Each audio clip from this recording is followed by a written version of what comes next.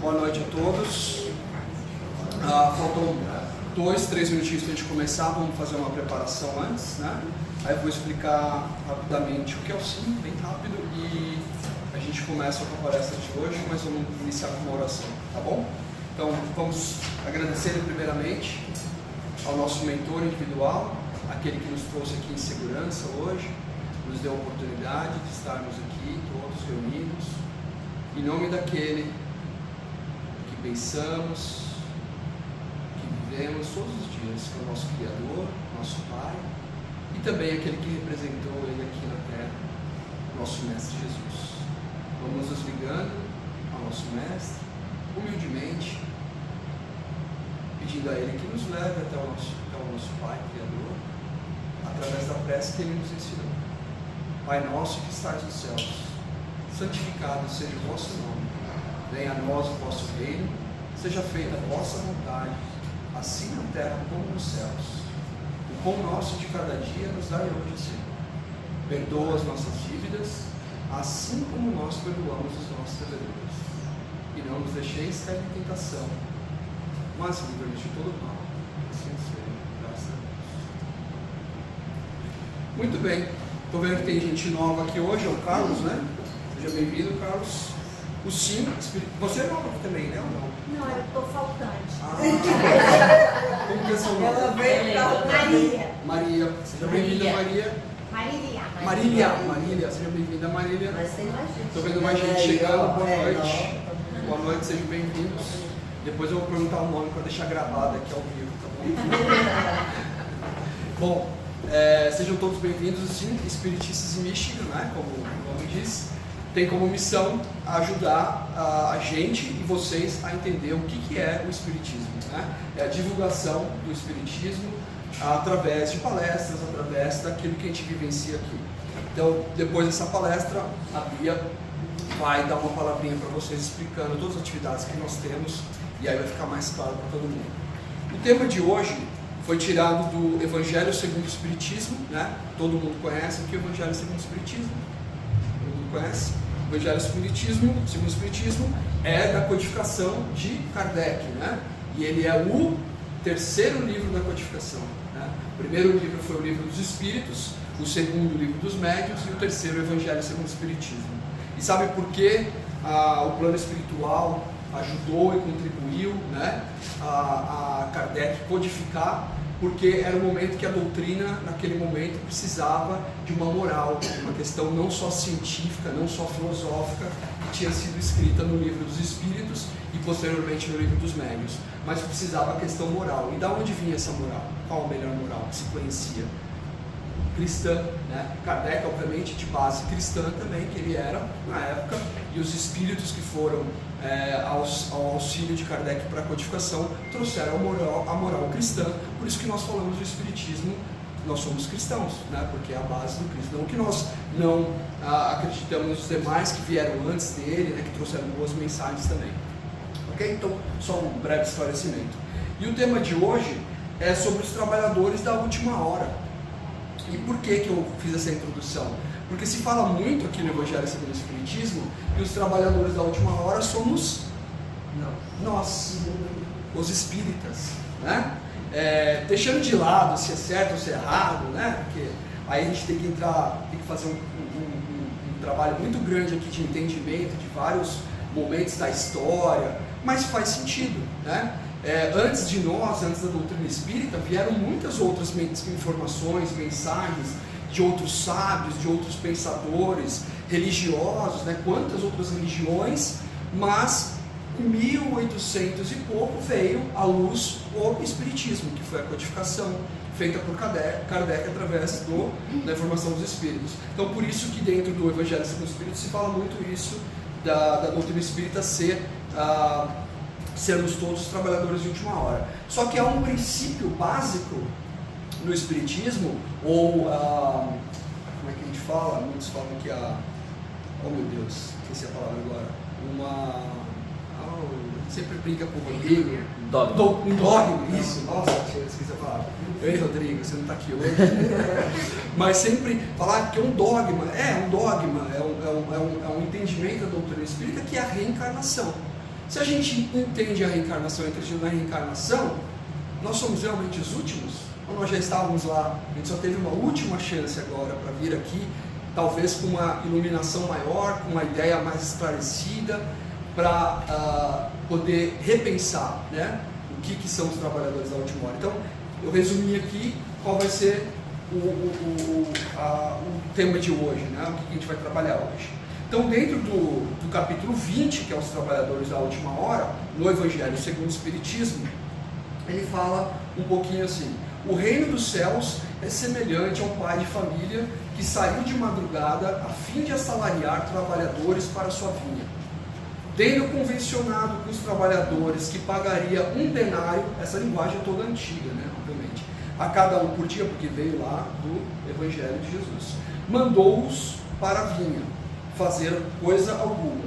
Disse-lhes: ide também vós outros para a minha vinha, e vos pagarei o que for razoável.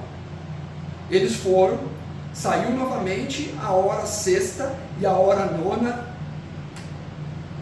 do dia, e fez o mesmo. Saindo mais uma vez a hora 10ª, encontrou ainda outros que estavam desocupados, aos quais disse: por que permaneceis aí o dia inteiro sem trabalhar?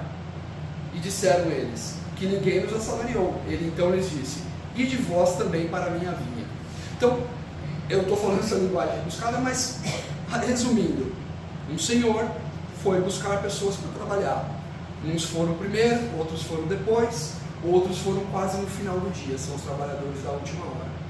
A moral da história toda aqui, dessa parábola, dessa história, é que esse senhor, né, Deus representado aqui, ele não importa o momento que essas pessoas se juntaram e entenderam que havia um trabalho. Ele entende isso.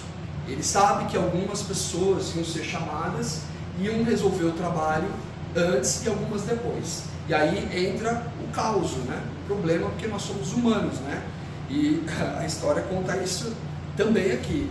Ao cair da tarde, disse o dono da vinha, aquele que cuidava dos seus negócios: chama os trabalhadores e paga-lhes, começando pelos últimos e indo até os primeiros.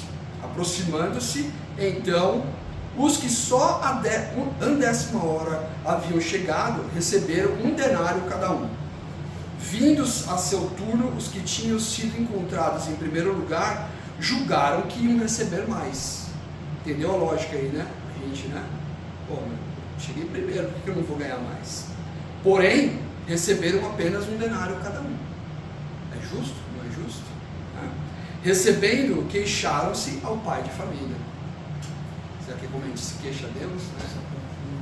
Dizendo: esses últimos trabalharam apenas uma hora e lhes dá tantos quanto a nós que suportamos o peso do dia inteiro. Olha a comparação aí. E aí o Senhor responde, né? Meu amigo, não te causo dano algum. Não convencionaste comigo receber um denário pelo teu dia? Não foi isso que a gente acordou? Toma o que lhe pertence e vai-te. Apraz-me a mim dar a este último tanto quanto a ti. Não me é então lícito fazer o que quero? Tens mau olho porque sou bom? É justamente mostrando aqui, né, o que traz essa parábola, mostrando que Deus, que a criação não vê o momento, se você fez mais ou se fez menos. A oportunidade está lá, e é valorizado também aqueles que chegaram por último, desde que, aí vem as condições, aí o contrato é longo aqui, ó, são mais 6 páginas, né? Você viu que a primeira foi rápida, porque, lógico, é através do merecimento. Eu poderia parar minha palestra aqui agora, acabou, entenderam? Perfeito? Mas a gente vai refletir sobre isso, né? Essa é a ideia aqui de hoje. Então, o que ele fala, né? Os últimos serão os primeiros, né? Ele fala: o obreiro da última hora tem direito ao salário, mas é preciso que a sua boa vontade haja conservado a disposição daquele que o tinha de empregar, e que o seu retardamento não seja fruto de preguiça ou da má vontade. Porque ai daquele que for preguiçoso, né? É isso que eles querem dizer aqui. Às vezes, nós, como seres que somos encarnados, a gente se perde no caminho, perde algum tempo. E é isso que vai ser levado em consideração. Quanto você se esforçou? Mesmo que você tenha chegado tarde, mas quanto você se esforçou para conseguir mudar, para conseguir melhorar? E esse é o ponto aqui. Que dizer então daquele que, em vez de apenas se conservar inativo, haja empregado as horas destinadas ao labor do dia em praticar atos culposos, que haja blasfemado de Deus, derramado o sangue de seus irmãos, né? Aí, óbvio, a gente fala aqui de situações ainda mais extremas, né? Além de não ter feito, além de não ter tido vontade, ter tido preguiça, ainda causou mal a outros, né? Merece a mesma coisa, vai ter a mesma oportunidade. É uma reflexão para a gente, né? Não é para julgar o outro, é para a gente. Não tenho presentemente trabalho para te dar.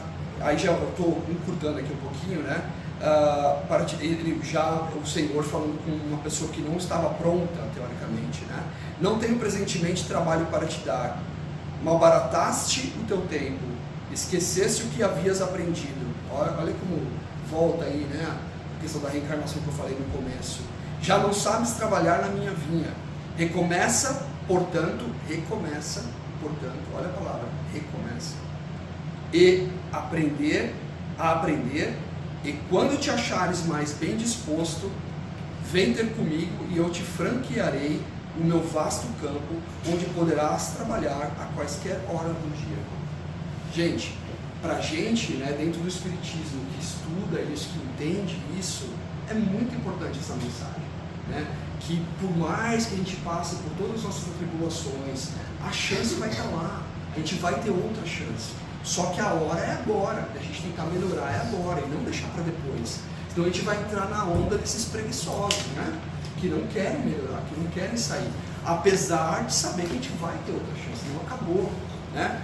Deus, Ele é bondoso, Ele vai dar essa oportunidade. Então aí vem a mensagem aqui, isso aqui eu estou passando, são algumas mensagens de alguns espíritos, né? Que se comunicaram com Kardec.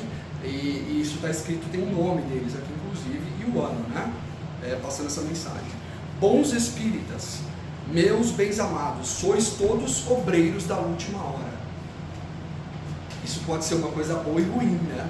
É uma mensagem para dar aquele soco no estômago, né? Ó, vocês estão atrasados, tá vendo? Vocês são espíritas, porque vocês não conseguiram melhorar antes. Então a gente está trazendo hoje para vocês uma elucidação ainda maior, mais fácil, a gente está desenhando para vocês, para ver se vocês aprendem de fato. Pode ser isso, e também pode ser, olha, que bom, né, que eu sou espírita, que eu tenho essa oportunidade, né? Cada um vai encarar de uma forma. Todos viestes quando fostes chamados. Ninguém está aqui por acaso. O doutrina espírita fala isso. Um pouco mais cedo, um pouco mais tarde, para a encarnação cujos grilhões arrastais, né? Então, de novo, quantas reencarnações nós tivemos? Pablo, 200 mil. Essa primeira parte aqui foi o espírito Constantino, um espírito protetor em Bordeaux, em 1863. Eu vou citar alguns aqui rapidamente. Alguma pergunta, algum comentário? Não? Os obreiros que chegaram da primeira hora são os profetas, Moisés e todos os iniciadores que marcaram as etapas do progresso. Lembra que eu falei lá no começo, né? Quantos sábios, profetas de outras religiões que trouxeram muito boas mensagens, as quais continuaram a ser assinaladas através dos séculos pelos apóstolos, pelos mártires, pelos pais de igreja, pelos sábios, pelos filósofos e finalmente pelos espíritas. Aqui é mais uma mensagem para a gente. Não há ninguém melhor que ninguém, não há nenhuma religião melhor do que a outra. Nós não somos melhores do que ninguém. Todas as religiões têm que ser respeitadas. Todos os ensinamentos são importantes. Cada um absorve um pouco de cada, em cada momento diferente. E de novo eu reforço aqui a reencarnação. Se nós realmente entendemos e acreditamos na reencarnação, significa que possamos ter passado por todos esses ciclos de várias formas diferentes, né? Bom, estes, falando dos espíritos, por último vieram, foram anunciados e preditos desde a aurora do advento do Messias, Jesus, e receberão a mesma recompensa. Que digo, recompensa maior. Últimos chegados, eles aproveitam dos labores intelectuais dos seus predecessores. Tá vendo? Aí tem a sorte do espírita, porque vieram quantos outros muito bons antes e passaram mensagens, né? E mostraram através da religião, através de estudos, o que viria, o que poderia ser melhorado. Porque o homem tem de herdar do homem e porque coletivos são os trabalhos humanos. E aí vem mais uma valorização desse espírito aqui, falando para Kardec, da importância da irmandade. Por que que Jesus nos ensinou a necessidade da colaboração de sermos irmãos? Isso vem de Jesus e vem de muitos outros anteriores. Nenhum dos sábios, nenhum dos seres mais iluminados desse planeta, de outros planetas, nunca ensinaram que você vai vencer algo sozinho, que você vai vencer algo passando por cima de outro, e sim em conjunto, ajudando, amando, né? Falando do amor. Últimos chegados, eles Deus abençoa a solidariedade. Aliás, muitos daqueles, dentre aqueles revivem hoje, revivem, encarnação, ou reviverão amanhã, reencarnarão, para terminarem a obra que começaram outrora. Ou seja, não terminou hoje, tem mais trabalho. E a gente sabe que tem. Quanto mais a gente aprende, quanto mais a gente tenta se melhorar, a gente descobre também, porque a gente se torna, de certa forma, um pouquinho mais consciente, mais humilde, que a gente tem que melhorar ainda mais. Isso que às vezes atormenta algumas pessoas, que eu vou chegar nesse ponto também. Vou mencionar isso aqui hoje. O belo dogma da reencarnação eterniza e precisa a filiação espiritual. Chamado a prestar contas do seu mandato terreno, o espírito se apercebe da continuidade da tarefa interrompida, mas sempre retomada. Tá? Esse veio de um outro espírito chamado Henri Rein, de Paris, 1863. Missão dos espíritas: ides pregar o novo dogma da reencarnação e elevação dos espíritos, conforme tenham cumprido, bem ou mal, suas missões e suportado suas provas terrestres. Ou seja, coloca todo mundo no mesmo nível. O fato de estarmos encarnados aqui, um ser pastor, o outro ser simplesmente um seguidor, não nos dá nenhuma diferença, porque a evolução espiritual não é medida dessa forma. Ide e pregai a palavra divina. É chegada a hora em que deveis sacrificar a sua propagação, os vossos hábitos, os vossos trabalhos, as vossas ocupações fúteis. Ide e pregai. É uma mensagem forte. E aí cada um também reflete da sua forma. Deus vos guia, homens simples e ignorantes.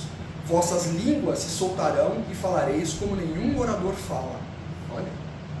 Ide e pregai, que as populações atentas recolherão ditosas as vossas palavras de consolação, de fraternidade, de esperança e da paz. Aí vem também o que a gente aprendeu dentro da doutrina espírita da mediunidade. A mediunidade é um instrumento. Ela não é para fazer carnaval, não é para fazer fantasia, não é para fazer show, ela é um instrumento de trabalho. E é quando a gente aprende isso como médium e também como recebendo de um médium uma ajuda, um passe, né, que a gente fala muito, seja o que for, né, uma orientação através de um espírito que se comunicou através de um médium, a gente começa a entender a responsabilidade, que é um instrumento. Isso é uma das primeiras coisas que eu aprendi no dia que eu comecei a estudar o Espiritismo. Eu já tinha isso dentro de mim, mas eu aprendi através dos estudos. E esses livros explicam isso. A mediunidade é um dom, sim, né? Todos nós temos em graus diferentes, mas ela é muito mais do que um dom, ela é um instrumento de trabalho, de melhora. E ele fala muito bem isso aqui. Credes sem fazerdes questão de ver e aceitais os fatos da mediunidade, mesmo quando não tenhais conseguido obtê-los por vós mesmos. Ide, o Espírito de Deus vos conduz, ou seja, através de outros, né, que tem a mediunidade. Se você tem a comunicação, você tem como aprender, você também tem como pregar. Eu estou aqui hoje passando aquilo que eu acredito. Essa é uma forma de pregar. Por que eu estou falando sobre o Espiritismo? Por que eu estou falando sobre essas coisas? Porque é uma coisa que eu acredito. E que eu acredito que faz bem para outros. E é isso que eu quero passar aqui. Não quero mudar ninguém simplesmente por mudar, porque eu acho que faz bem. Como outras religiões também fazem, né? Sem forçar ninguém. Diante de ti, os grandes batalhões dos incrédulos se dissiparão, como a bruma da manhã aos primeiros raios do sol nascente. Aí, óbvio, como em qualquer lugar, a gente às vezes não duvida de uma outra religião que fala uma coisa pra gente, mas isso não é meu entendimento, não é isso que eu acredito. A mesma coisa a gente passa também para outros quando a gente fala da nossa doutrina. Quantas pessoas não acreditam na reencarnação? Quantas pessoas não acreditam na comunicação com os espíritos desencarnados? Não é? Mas a gente acredita. A fé é a virtude que desloca montanhas, isso de fato. Né? E a gente aprendeu isso, não foi nem com Jesus, muito antes dele. Né? Quanta fé os povos tinham, os hebreus, quando estavam no deserto por 40 anos, sendo guiados por Moisés, saíram de aquilo é fé. Eles tinham fé em Deus. Não importa se era certo ou se era errado, se era o mesmo entendimento que nós temos hoje, mas era uma fé, era um entendimento.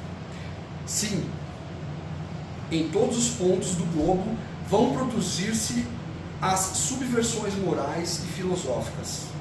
Aproxima-se a hora em que a luz divina se espargirá sobre os dois mundos. Eu estou assumindo que essa palavra significa, porque eu não conheço, mas eu acho que é se espalhar. Né? Aqui os espíritos estão anunciando o quê? Mostrando, nem tudo é verdade, nem tudo faz sentido, nem tudo é coerente. E Kardec falava isso desde o começo, ele não veio trazer nada que era para as pessoas acreditarem à toa. A doutrina espírita foi calçada num estudo, para as pessoas pensarem, analisarem se aquilo que estava sendo falado era verdade. Quando ele explicou no segundo livro, porque o primeiro era o livro dos espíritos, ele falou, os espíritos falam com a gente. Acredite se quiser, né? Mas tinha lá sentido. Então ele estudou. No segundo ele trouxe o livro dos médiuns. Olha, a gente tem que aprender a se comunicar com eles. Por quê? Não é qualquer comunicação que é válida, não é qualquer comunicação que é verdadeira. Quantos espíritos falam coisas que não são verdades? Quantos encarnados falam coisas que não são verdades? Encarnados e desencarnados. É a mesma coisa, se a gente entende esse conceito. Então a gente começa a ter que olhar. Essa mensagem, essa informação, ela é coerente? Ela faz sentido? Ela está trazendo alguma coisa de bom? Isso para a gente pensar também, e a doutrina traz muito isso, né? Através dos livros, da codificação, através da ciência, através da filosofia e, obviamente, complementa isso com a fé. E depois, e levai a palavra divina aos grandes que desprezarão, desculpa, a palavra divina, aos grandes que a desprezarão, aos eruditos que exigirão provas, aos pequenos e simples que aceitarão, porque principalmente entre os mártires do trabalho desta aprovação terrena encontrareis fervor e fé. Aí a mensagem, vai ter gente que vai aceitar, vai ter gente que não vai aceitar, mas é para continuar. Jesus falou isso também. Lembra que ele falava isso para os apóstolos? Ah, mas a gente vai lá, se não for você lá, ninguém vai acreditar, porque você faz mágica, né? Você faz milagre. Não, vamos lá, vocês têm o mesmo poder que eu. Depende da fé de vocês. Se vocês forem lá, falarem com verdade, do fundo do coração, aquilo que vocês acreditam, as pessoas vão aceitar como verdade. Algumas. Não percam tempo com aqueles que não aceitarem. Sigam o caminho e vão para outros. É a mesma coisa. A doutrina espírita. Nem todo mundo vai entender a doutrina espírita. Né? Ide e agradecei a Deus a gloriosa tarefa que Ele vos confiou. Mas, atenção, entre os chamados para o Espiritismo, muitos se transviaram. Reparai, pois, vosso caminho e segui a verdade. Como qualquer caminho, existem desvios, existem pessoas que se perdem. Aí vem uma pergunta aqui, né? Se entre os chamados para o Espiritismo muitos se transviaram, quais os sinais pelos quais reconheceremos os que se acham no bom caminho? Aí o Espírito responde: reconhecê-lo-eis pelos princípios da verdade, da verdadeira caridade, que eles ensinarão e praticarão. Olha aí que importância a caridade. E a caridade que a gente fala aqui não é só dar dinheiro, não é só dar roupa, não é só fazer o trabalho que a gente faz, que é muito bom, mas a caridade é muito mais do que isso. A caridade é respeitar o próximo, é amar o próximo, é ajudar o próximo. Reconhecê-lo-eis pelo número de aflitos a que levem consolo, pelo seu amor ao próximo, pela sua abnegação, pelo seu desinteresse pessoal. Finalmente, pelo triunfo de seus princípios, porque Deus quer o triunfo da sua lei. A lei de Deus é amor. Os que seguem sua lei, esses são os escolhidos, e a eles lhe dará a vitória. Mas ele destruirá aqueles que nos falseiam o espírito dessa lei e fazem dela degrau para contentar sua vaidade e sua ambição. Veja o espírito chamado Erasto, que era o anjo da guarda do médium que estava falando também em Paris 1863. Então são várias mensagens, esse capítulo passa, né? E muito importante para que a gente reflita, não tem nada super complexo, é simplesmente entender essas passagens do porquê que a gente é considerado os últimos e porquê que a gente pode ser sim considerado os escolhidos. E quando ele fala a gente, não estou falando a gente espírita, estou falando todos nós aqui, encarnados de alguma forma. Aproxima-se o tempo em que se cumprirão as coisas anunciadas para a transformação da humanidade. Ditosos, isso aqui eu estou falando de 1800 e pouco, tá? Não foi ontem não, tá? Ditosos serão os que houverem trabalhado no campo do Senhor com desinteresse, sem outro móvel senão a caridade. Vinde a mim, vós que sois bons servidores, vós que soubestes impor silêncio aos vossos ciúmes e às vossas discórdias, a fim de que daí não viesse dano para a obra. Mas, ai daqueles que por efeito das suas dissensões houverem retardado a hora da colheita. Ó, o que a gente entende de que Deus é mau, Deus vai nos fazer mal, vai nos castigar? Não é nada disso. Ele está falando, quem vai sofrer vai ser você. Você vai ter que passar por mais encarnações, você vai ter que passar por mais experiências até aprender. É isso que se diz no Espiritismo, é isso que a doutrina espírita fala.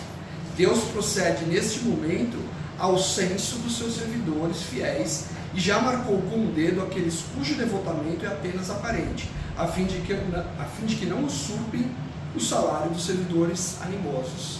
Ou seja, é realmente a recompensa por aquilo que você fez, por aquilo que você mudou, por aquilo que você se esforçou. É o que a gente mais sonha na vida, né? Seja no trabalho, seja em casa. Ou gostaria tanto que a minha mulher reconhecesse que ela está uma semana lá fora, eu estou lá fazendo tudo, né? Você quer isso, você quer um reconhecimento, você viu? Já fiz a propaganda aí. Ou no trabalho, né? Eu faço um trabalho tão bom, eu gostaria tanto que o meu chefe falasse para mim, né? São coisas que a gente quer, de Deus o que a gente quer? O reconhecimento que a gente é bom, que a gente consegue ajudar o próximo, que a gente faz bem para o próximo. Ninguém quer fazer mal por querer.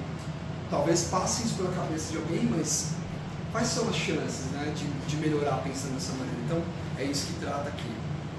Bom, eu acho que é isso, gente. Eu dei uma boa resumida aqui, é um assunto bem interessante para a gente refletir mesmo, né?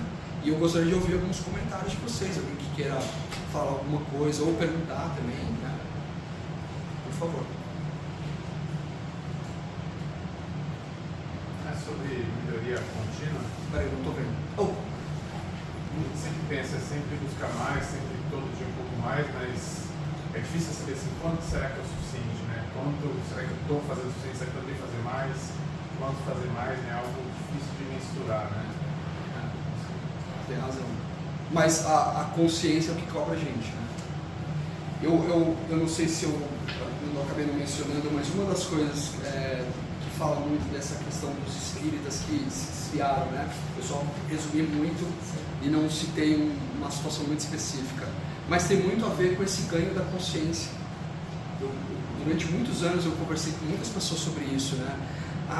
Eu gosto do espiritismo, eu comecei a aprender, mas para mim aquilo me chocou muito. A minha mudança teria que ser muito forte para continuar com aquela caminhada. Acontece muito, não é incomum. Quantas pessoas entraram, né, para conhecer, gostaram e desistiram. De certa forma a gente sabe, de novo, né? Vou repetir o texto aqui.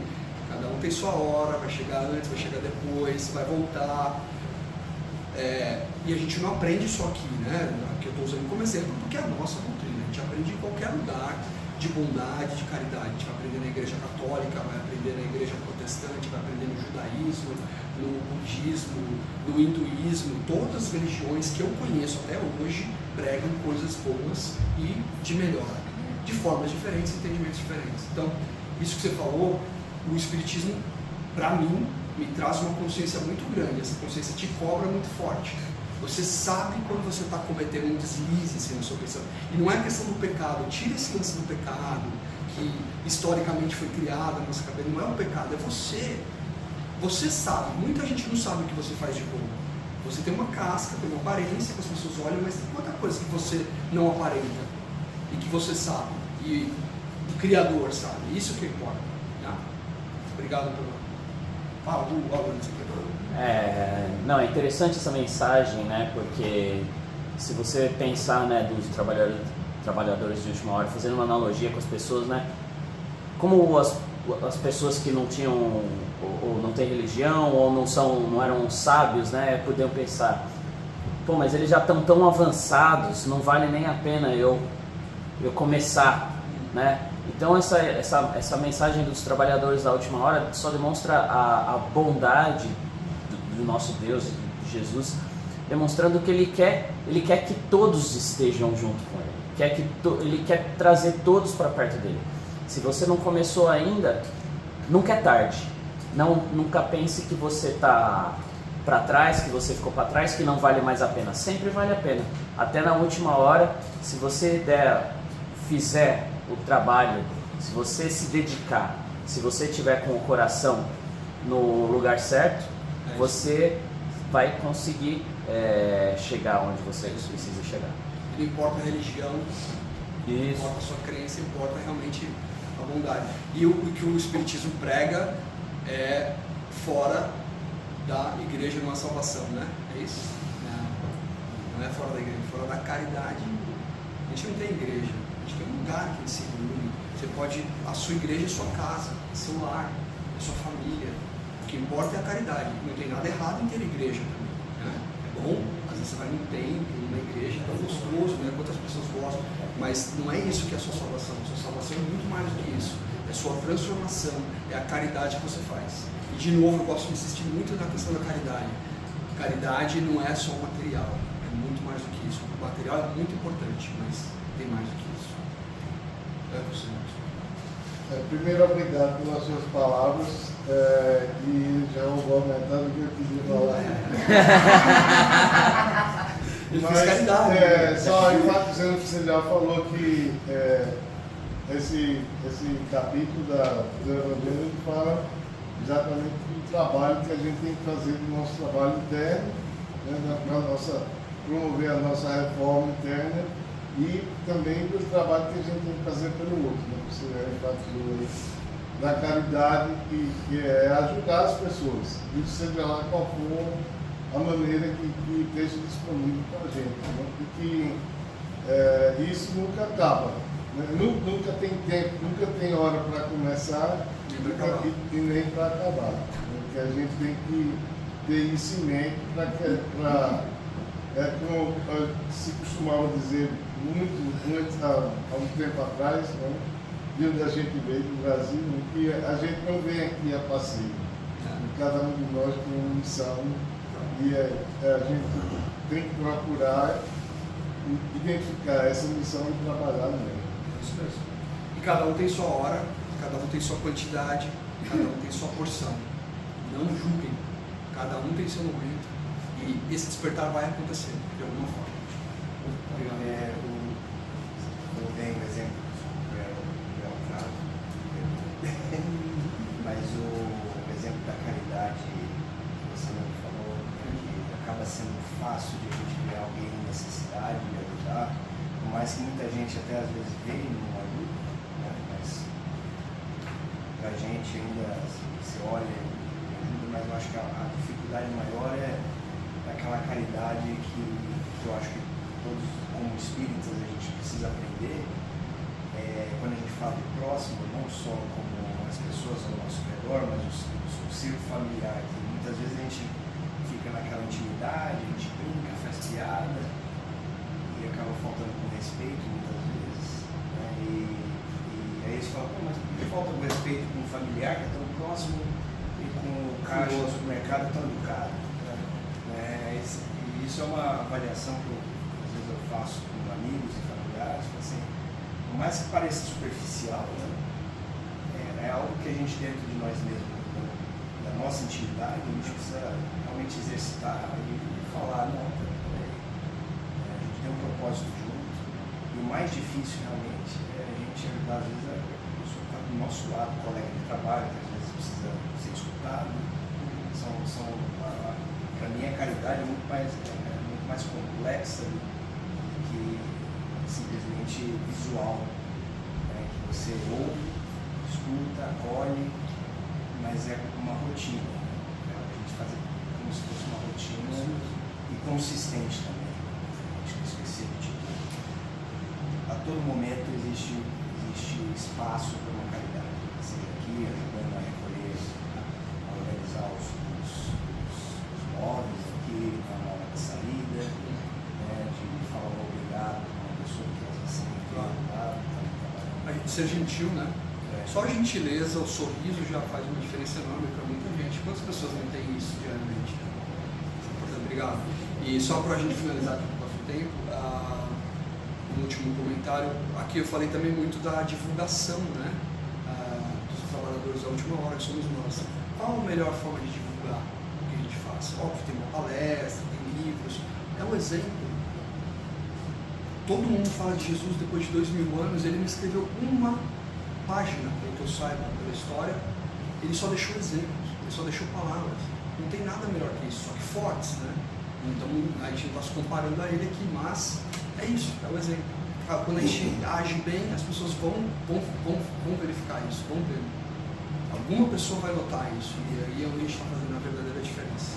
Tá bom? As palavras dele, na realidade, foram baseadas nos atos. Você perguntou lá, como é que ele sabe isso aí? Quanto que a gente pode ficar melhor, né? Tem um livro aí que chama Memórias de Richard Bach, Memórias de um Profeta meio maluco, lá no mental.